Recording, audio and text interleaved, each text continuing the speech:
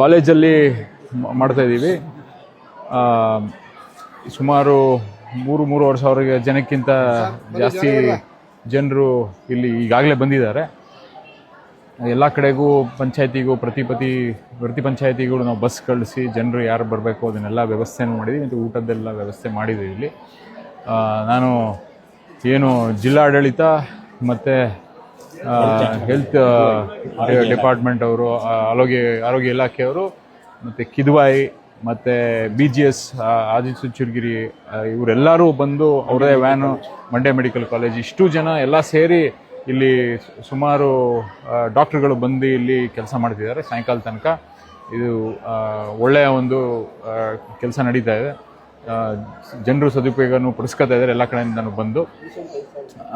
ಈಗಾಗಲೇ ಫ್ಲೋಟಿಂಗ್ ಇದ್ದಾರೆ. ಒಂದು 5,000 ಜನ ಬಂದು ರಿಜಿಸ್ಟ್ರೇಷನ್ ಮಾಡಿ ಚಿಕಿತ್ಸೆನ ಪಡ್ಕೊಂಡು ಬೇಸಿಕ್ ಏನೇ ಅಕಸ್ಮಾತ್ ಸರ್ಜರಿ ಮಾಡಬೇಕಿದ್ರೆ ಅವ್ರನ್ನೆಲ್ಲ ಮಾಹಿತಿನೂ ತಗೊಂಡೈತೆ. ಅದನ್ನು ಬಸ್ ಮೂಲಕ ಸರ್ಜರಿನೂ BGS ಹಾಸ್ಪಿಟ್ಲಲ್ಲಿ ಮಾಡಿ ನಾನು ಇದ್ರ ಮೂಲಕ ನಿಮ್ಮ ಮೂಲಕ ನಾನು ಸ್ವಾಮಿಗಳಿಗೆ ಧನ್ಯವಾದಗಳನ್ನು ನಾನು ತಿಳಿಸ್ಬೇಕು. ಮತ್ತು ಜಿಲ್ಲಾಡಳಿತ ಮತ್ತು ಆರೋಗ್ಯ ಇಲಾಖೆ, ಕಿದ್ವಾಯಿ ಮತ್ತು BGS ಎಲ್ಲ ಮತ್ತು MIMS ಇವ್ರುಗಳೆಲ್ಲ ಸೇರ್ಕೊಂಡು ಮಾಡ್ತಿರೋದ್ರಿಂದ ಎಲ್ಲ ಅಧಿಕಾರಿಗಳು, ಡಾಕ್ಟ್ರುಗಳು ಮತ್ತು ಸ್ಟೂಡೆಂಟ್ಸ್ ಎಲ್ಲರೂ ಬಂದು ಇಲ್ಲಿ ಸಪೋರ್ಟ್ ಮಾಡ್ತಾರೆ. ಮತ್ತು ಎಲ್ಲದಕ್ಕಿಂತ ಹೆಚ್ಚಾಗಿ ಇಲ್ಲಿ ನಮ್ಮ ಎಲ್ಲ ಕಾರ್ಯಕರ್ತರಿದ್ದಾರೆ, ಅವ್ರುಗಳು ಕೂತಿದ್ದಾರೆ. ಆಮೇಲೆ